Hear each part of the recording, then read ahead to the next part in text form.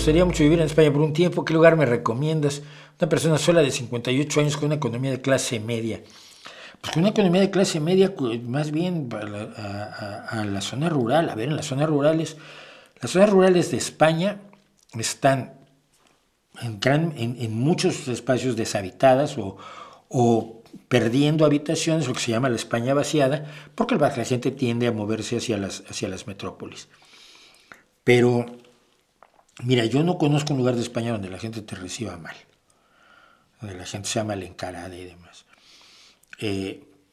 Una ciudad pequeña, puedes ponerte a buscar en cualquier lugar de España donde te vayas, te van a recibir bastante bien.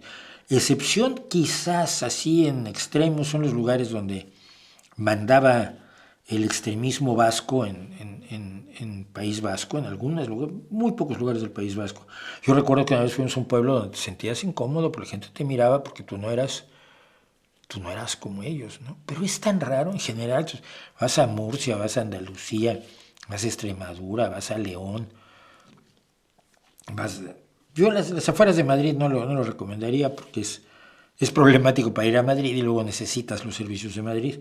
Pero al campo asturiano, al campo cántabro, y no digo al campo, digo poblaciones pequeñas de 3, 4, 5 mil personas, en Cantabria, en País Vasco, en Castilla y León, en Castilla-La Mancha, donde vayas, la gente te va a recibir bien. Y yo creo que eso es lo principal. Si se ajusta a tu economía, lo que no debes tener es miedo de que la gente diga, ya llegaron los fuereños, los foriatus, que dirían aquí en Asturias, pues te lo dicen de broma. Para los 3 días ya eres asturiano aquí, es una cosa increíble.